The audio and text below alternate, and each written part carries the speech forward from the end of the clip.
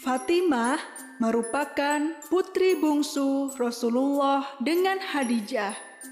Meskipun lahir di keluarga yang serba ada, Fatimah kecil tidak memiliki ibu susu seperti layaknya anak-anak suku Quraisy saat itu. Ibundanya sendiri, Khadijah, yang menyusui Fatimah kecil. Selain dekat dengan ibundanya, Fatimah juga dekat dengan Rasulullah, ayahandanya.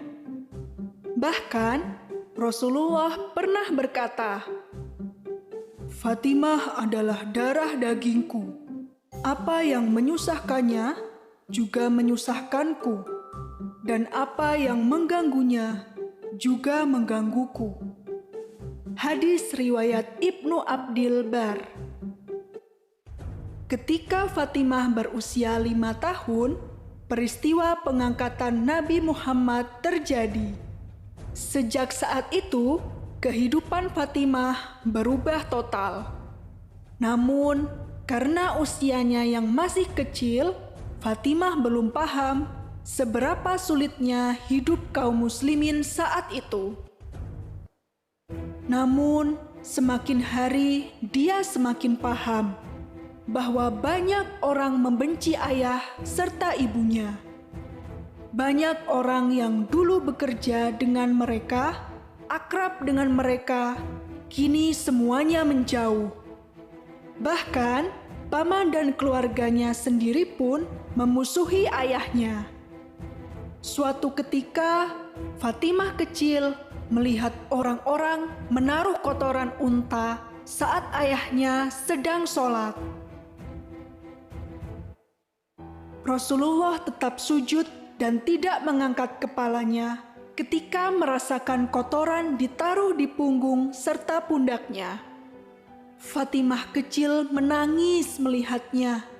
Dia bergegas menghampiri ayahnya dan membersihkan kotoran itu.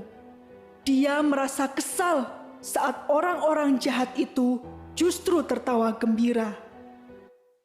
Semakin hari, kekejaman kaum Quraisy semakin meningkat. Mereka mengucilkan, mencela, berbuat kasar, hingga memboikot seluruh kegiatan kaum muslimin, mengakibatkan kaum muslimin jatuh dalam kemiskinan, tidak terkecuali keluarga Rasulullah.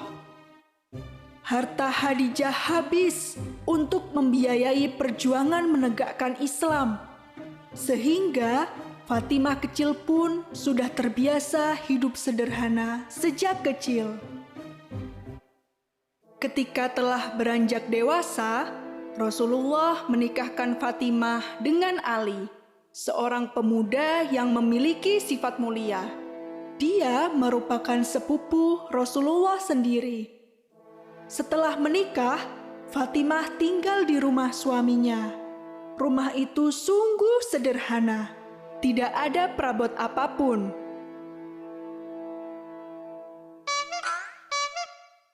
Jarak rumah Fatimah dan rumah ayahnya sangatlah jauh. Hal ini membuat Fatimah tidak bisa terlalu sering mengunjungi ayahnya. Dia juga tidak bisa terlalu sering mengikuti semua kegiatan ayahnya. Meski demikian, Fatimah tetap patuh. Saat suaminya pergi, dia akan menjaga rumah dengan baik. Setelah Khadijah, istri tercinta wafat, dan Fatimah, anak perempuannya tinggal begitu jauh, Rasulullah merasa sedih dan kesepian. Rasulullah berencana untuk memberikan Ali dan Fatimah rumah yang lebih dekat. Salah satu sahabat, Haritsah bin Nu'man, mendengar kabar ini, dan dia pun merelakan rumahnya untuk ditinggali oleh Fatimah. Subhanallah. Fatimah terbiasa mengerjakan semua pekerjaan rumah sendirian, mulai dari membersihkan rumah, memasak, mencuci baju, hingga mengambil air. Hidupnya begitu sederhana. Pakaiannya selalu penuh debu dan arang. kehidupan Fatimah semakin lengkap ketika dia memiliki 4 orang putra dan putri. Mereka adalah Hasan, Husain, Zainab, dan Ummu Kulsum. Rasulullah sangat sayang kepada para cucunya, terutama Hasan dan Husain. Bahkan Rasulullah berkata, "Keduanya adalah permata hatiku di dunia." Hadis riwayat Bukhari. Mengurus rumah sekaligus mengurus anak-anak sendirian bukan hal yang mudah.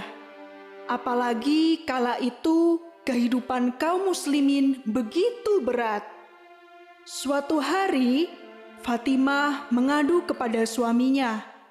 Saat itu, Fatimah berpikir, bagaimana kalau kita meminta kepada Rasulullah 1 tawanan perang sebagai pembantu? Namun, Rasulullah menolak permintaan putrinya itu. Saat itu, ada kebutuhan yang lebih mendesak, yaitu menjual para tawanan perang itu, dan uang hasil penjualan itu akan digunakan untuk membeli persediaan makanan bagi seluruh kaum muslimin. Fatimah dan Ali bisa menerima alasan itu. Namun, tetap saja hati mereka merasa pedih. Malam harinya, Rasulullah menemui putri dan menantunya itu. Rasul berkata, "Maukah aku ajarkan kepada kalian yang lebih baik dari yang kalian minta tadi? Jika hendak tidur, bacalah takbir 33 kali, tasbih 33 kali, dan tahmid 33 kali. Ini lebih baik dari seorang pembantu." Hadis riwayat Bukhari. Peperangan terus saja terjadi antara kaum muslimin dan orang-orang yang membenci Islam. Fatimah dan wanita-wanita lain pun ikut berjuang. Mereka bertugas untuk mengobati prajurit yang terluka serta menyiapkan makanan dan minuman. Dalam perang Uhud, hati Fatimah pilu kala dia harus merawat tubuh ayahnya yang terluka. Luka di tubuh Rasulullah sangat dalam hingga darah tidak bisa berhenti mengalir. Dengan sabar, Fatimah merawat ayahnya hingga sembuh. Meski harus berhadapan dengan maut setiap hari, Fatimah tidak pernah takut. Dia terus berjuang bersama ayah, suami, dan semua kaum muslimin lainnya.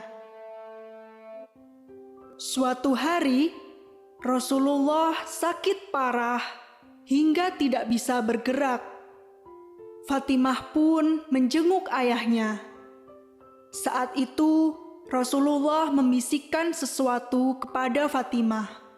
Namun, Fatimah tidak mau memberitahukan kepada siapapun tentang apa yang dibisikkan oleh ayahnya.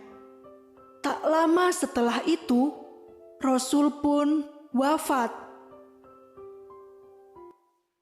Barulah setelah ayahnya wafat, Fatimah kemudian bercerita tentang apa yang dibisikkan oleh ayahnya. Ternyata Rasul berkata bahwa sakitnya itu akan segera berakhir dengan kematian. Dan Fatimah merupakan keluarganya yang menyusulnya paling cepat. Rasul juga berkata bahwa Fatimah adalah pemimpin para wanita di surga selain Maryam binti Imran. Dan ternyata benar, 6 bulan setelah Rasulullah wafat, Fatimah sakit parah dan kemudian menyusul sang ayah.